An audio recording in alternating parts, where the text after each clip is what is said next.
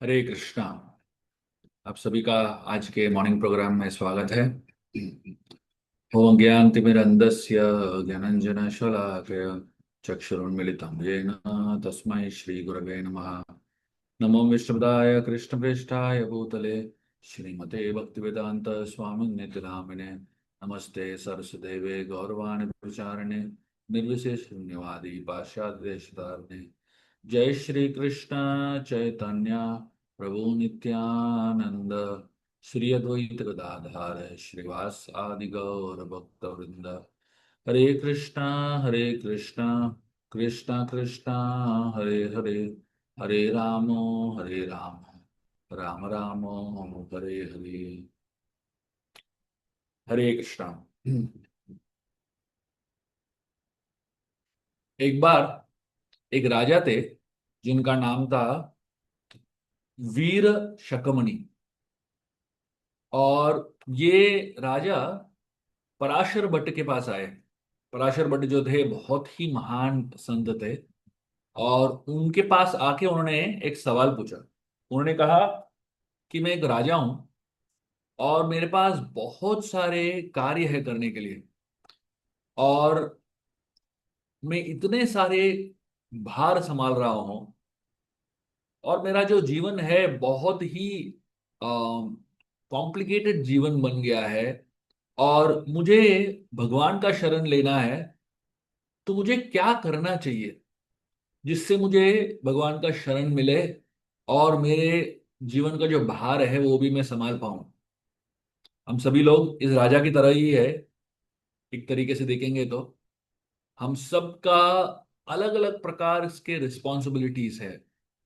किसी को परिवार चलाना है, किसी को अम, कोई धंधा चलाना है, किसी को कोई अम, काम करना है, और बहुत सारे अलग, किसी को हेल्थ का इश्यूज है, किसी को अपने माता पिता का को संभालने संभालना है, और बहुत सारे परेशानियां हो रही है। तो अलग अलग प्रकार के भार हम संभाल रहे हैं। तो पराशर भट्ट ने इस राजा को बहुत ही अच्छा जवाब दिया। उन्होंने कहा कि आप समुंदर का जो बीच है, बीच को आप याद करो। अभी राजा बहुत ही अचरज में रह गया। अभी किसी ने आपको पूछा कि क्या करना चाहिए, और आपको किसी ने जवाब दिया कि गोवा के बीच को याद करो, तो आप क्या मतलब आप क्या समझेंगे? तो ये पराशर भट्ट का शब्द सुन के ये बहुत ही बौखला गया राजा। सोचने लगा इसका मतलब क्या है, बीच को याद करो का मतलब क्या है। फिर पराशर भट्ट ने क्लैरिफाई किया कि आप सेतु बीच जो रामेश्वरम में है उसको याद करो। और उन्होंने कहा जब सारे वानर सेना भगवान राम के साथ वहां पे ठहरे हुए थे और वो लंका की तरफ जा रहे थे, तो उस समय जो है वो बड़ा सा एक पुल बांध रहे थे और दिन रात मेहनत कर रहे थे। और पूरा दिन परिश्रम करने के बाद जो है जो सारे वानर जो है थक जाते थे। और वो थकने के बाद राम को कहते थे आप दोनों सो जाइए, हम आपकी रक्षा करेंगे। वानर रात भर भी राम की रक्षा करना चाहते थे, सेवा करना चाहते थे। तो राम ने कहा नहीं, आप सब सो जाइए, मैं और लक्ष्मण आप लोगों की रक्षा करेंगे रात भर। तो राम और लक्ष्मण ने रात भर जो है उस वानर सेना की रक्षा की। हनुमान ने राम को पूछा कि आप क्यों नहीं सोते, आप वानरों की रक्षा क्यों कर रहे हो? तो राम ने कहा सारे वानर जो है मेरे लिए काम कर रहे हैं, ये मेरे लोग हैं, इन्होंने मेरा शरण लिया है, तो इनको, इनकी रक्षा करना मेरा प्रतिज्ञा है। तो पराशर भट्ट कहते हैं कि अगर आप इस कहानी को याद रखोगे और ये याद रखोगे कि जब हम सब सो रहे हैं, सारे वानर सो रहे हैं, तब राम उनकी रक्षा कर रहे हैं, तब आपको अंदर से भगवान का जो प्रेजेंस है आपको महसूस होगा। तो हम सब लोग जो है अलग अलग प्रकार के कार्य में व्यस्त है, लेकिन अगर हमें ये याद रहे कि भगवान हमारी रक्षा कर रहे हैं, और भगवान हमारे हमारे बारे में चिंता कर रहे हैं, तो हमें एक प्रकार के सुरक्षा का महसूस होगा। तो पराशर भट्ट ने कहा, आपको क्या लगता है कि आप इस पूरे राज्य को मेंटेन कर रहे हो? राजा ने कहा, हाँ हाँ, मैं ही इस पूरे राज्य का देख रेख कर रहा हूं। तो पराशर भट्ट ने कहा, थोड़ा और सोचो, क्या आपके ऊपर कोई नहीं है? तो राजा ने कहा, हाँ, मेरे ऊपर एक चक्रवर्ती है। तो वो चक्रवर्ती जो है पूरे साम्राज्य को संभाल रहे हैं, और मैं उनको कर चुकाता हूं। पराशर भट्ट ने कहा, उस चक्रवर्ती के ऊपर कौन है? तो उन्होंने कहा, उस चक्रवर्ती के ऊपर तो इंद्र है। और पराशर भट्ट ने कहा, उस इंद्र के ऊपर कौन है? उन्होंने कहा, उस इंद्र के ऊपर ब्रह्मा जी है। तो उन्होंने कहा, ब्रह्मा जी के ऊपर कौन है? तो ब्रह्मा जी के ऊपर जो है 14 लोक है। मतलब ब्रह्मा जी तो एक लोक में बैठे हैं, उनके ऊपर और बहुत सारे अनेक लोक हैं। तो उन्होंने कहा, ये 14 लोक किसके ऊपर है? उन्होंने कहा, ये 14 लोक जो है आदिशेष के ऊपर है। तो मतलब आदिशेष जो है 14 लोकों को, उसमें पृथ्वी भी है, और उसमें आपका राज्य भी है, छोटा सा राज्य है। वो सबको, सबका जो भार है वो संभाल रहे हैं, और आपको लग रहा है कि मैं उसका भार संभाल रहा हूं। तो राजा को भी समझ में आ गया कि आदिशेष ही सब कुछ संभाल रहे हैं। तो पराशर भट्ट पूछते हैं, ये आदिशेष को कौन संभाल रहा है? तो ये राजा को समझ में नहीं आया कि आदिशेष को भी कोई संभालता है क्या। तो उन्होंने कहा, ये आदिशेष को संभालने वाले व्यक्ति जो है वो है कूर्म अवतार, भगवान का।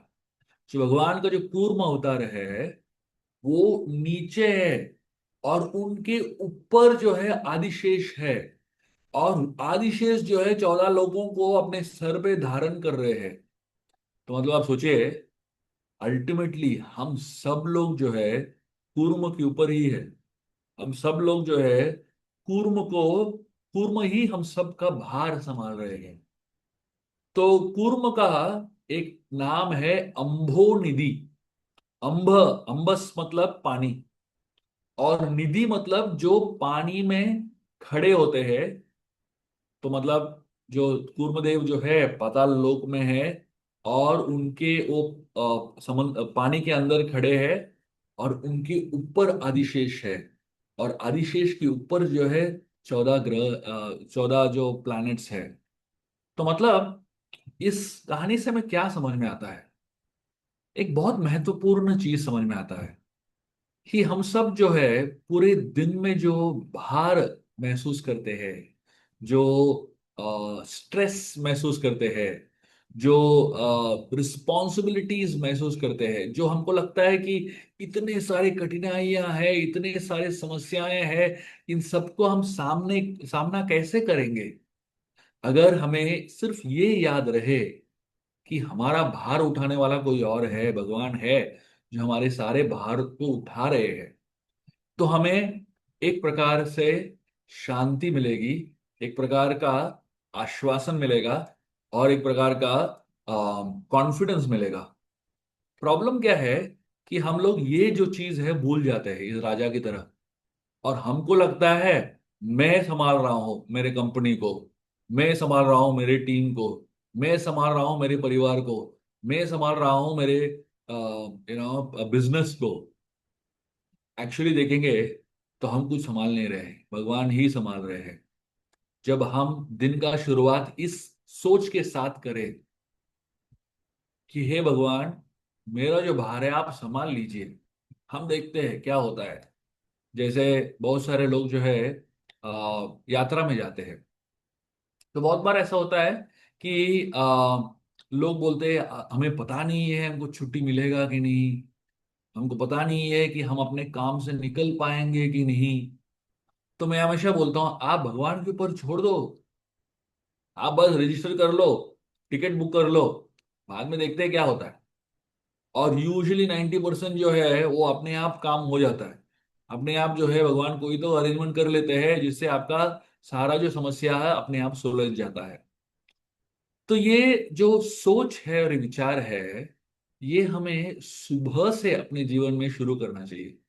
जैसे हम इस मॉर्निंग प्रोग्राम में आ रहे हैं, तो इस मॉर्निंग प्रोग्राम का उद्देश्य क्या है? इस मॉर्निंग प्रोग्राम का उद्देश्य है हमें दिन भर का जो हमारा मानसिक संतुलन है उसको रीओरिएंट करना, इस मॉर्निंग प्रोग्राम का उद्देश्य है। तो दिन में 24 आवर्स होते हैं, 24 घंटे होते हैं। लेकिन वो जो 24 घंटे हैं दिन के, उसका जो कॉन्शियसनेस है वो पहले 2 घंटे से डिटरमिन होता है। तो मतलब हम लोग जो यहाँ पे 5:30 बजे से 7 बजे तक जपा कर रहे हैं, उसके बाद भी आप जपा करते रहेंगे 7:30 बजे तक सपोज। ये 2 घंटे जो हम मॉर्निंग में इंटेंसली साधना करते हैं, इस 2 घंटे से हमारा जो बाकी जो 22 आवर्स है, 22 घंटे जो है, उसका चेतना डिटरमिन होता है। बहुत सारे लोग जो है वो बाकी 22 घंटे में इतना पीड़ित है, इतना टेंशन में, इतना स्ट्रेस में है, और इतने परेशान होते हैं। थोड़ा छोटा छोटा प्रॉब्लम आ गया तो परेशान हो जाते हैं। क्यों इतना परेशान होते हैं? क्योंकि उनको लग रहा है कि मैं ही भार संभाल रहा हूं पूरे दुनिया का, मुझे ही सारे प्रॉब्लम सॉल्व करने हैं। अरे भाई, आपको ही सारे प्रॉब्लम सॉल्व करने हैं तो भगवान क्या करेंगे? थोड़ा प्रॉब्लम उनके ऊपर भी छोड़ दो, थोड़ा भार उनको भी उठाने दो। हमको पूरा भार दुनिया का उठाने की जरूरत नहीं है।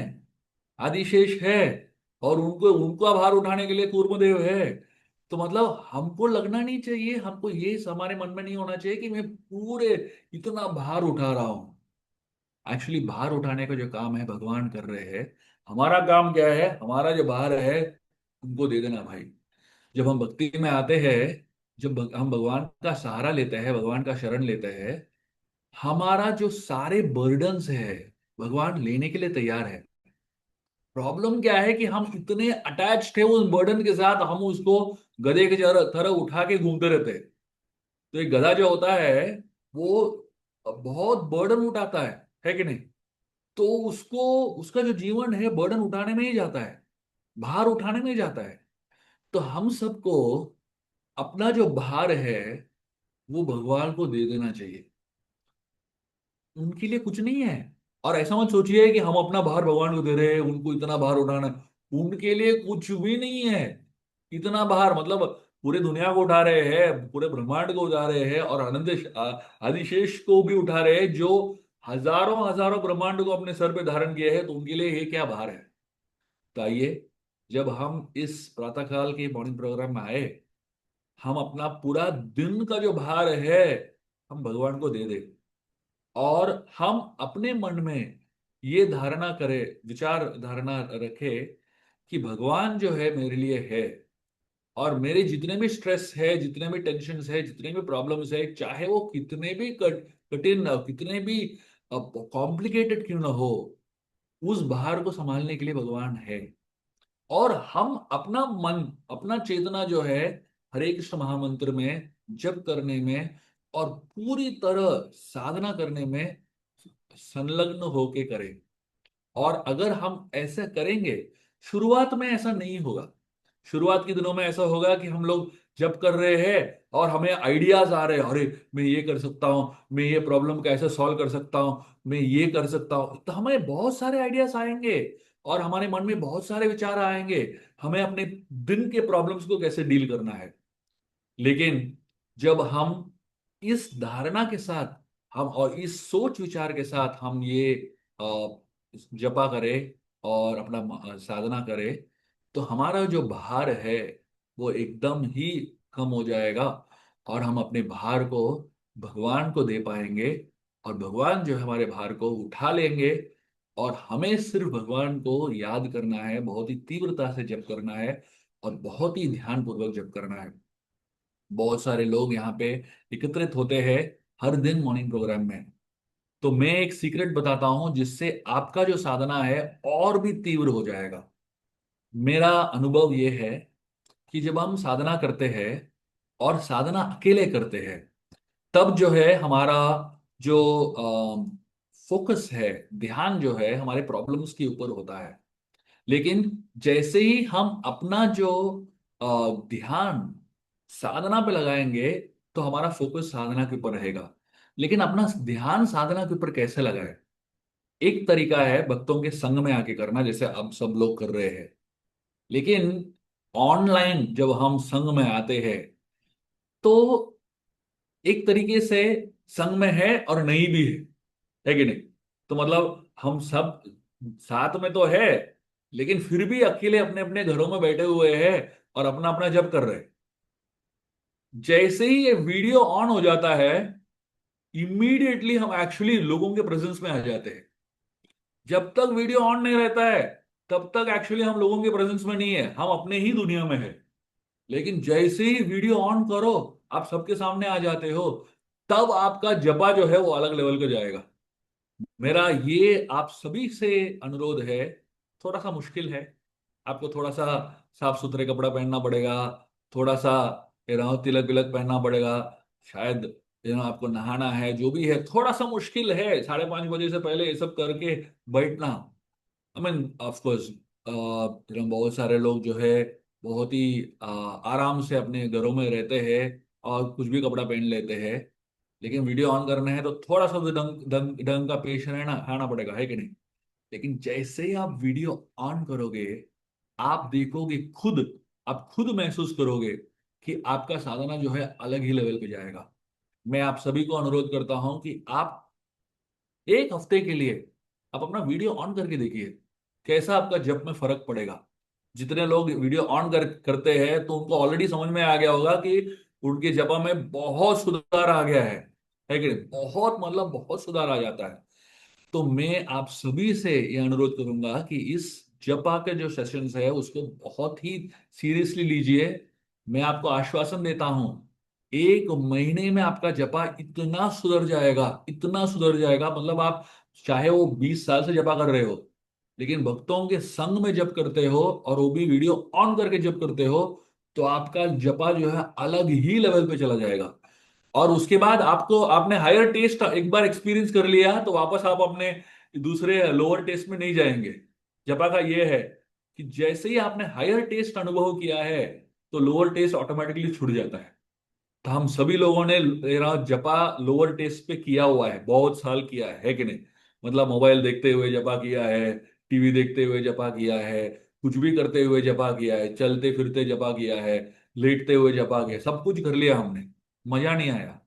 लेकिन एक बार आप सभी भक्तों के साथ आके वीडियो ऑन करके जपा कीजिए, एक हफ्ते में आपको फर्क पता चल जाएगा। और आप खुद ही आप महसूस करोगे कैसे आपका जो भार है, आपका जो स्ट्रेस है, आपका जो टेंशन है, वो सब अपने आप ही खत्म हो जाता है। क्योंकि आप सुबह सुबह अपना पूरा भार जो है भगवान को दे रहे हो, और ये समझ रहे हो भगवान जो है अम्बो निधि है, वो हम सबका भार संभालने के लिए तैयार है और सक्षम है। बहुत बहुत धन्यवाद आप सभी को कि आप सब लोग इतने तीव्रता से इस मॉर्निंग प्रोग्राम में भाग लेते हो। और हमारा प्रयास है कि इस मॉर्निंग प्रोग्राम में और से ज्यादा तीव्र बनाए और बहुत सारे महान भक्तों को इस प्रोग्राम में लेके आए, और आप सभी को महान भक्तों का संग दे। कल हमारे साथ देवानंद पंडित प्रभु आ रहे हैं जो वृंदावन से है। तो वो उस समय जो जपा के समय हमारा जो समय है उस थोड़े समय के बाद वृंदावन परिक्रमा भी करने वाले हैं। तो उस परिक्रमा करने से पहले हमारे साथ 15 मिनट रहने वाले हैं, तो आप उन सब उनका संग लीजिए। और ऐसे हम बहुत सारे महान भक्तों को लेके आएंगे। हम हर दिन एक सरप्राइज होगा कि कौन लेक्चर देने वाला है और किसका संग हमको मिलने वाला है। तो मैं आश्वासन देता हूं कि आप सभी को कि आपको ऐसे महान भक्तों का संग मिलने वाला है। और हर बार जो है आपका जो प्रेरणा है भगवान के प्रति और भक्ति के प्रति वो बढ़ता रहेगा। बहुत बहुत धन्यवाद। हरे कृष्णा।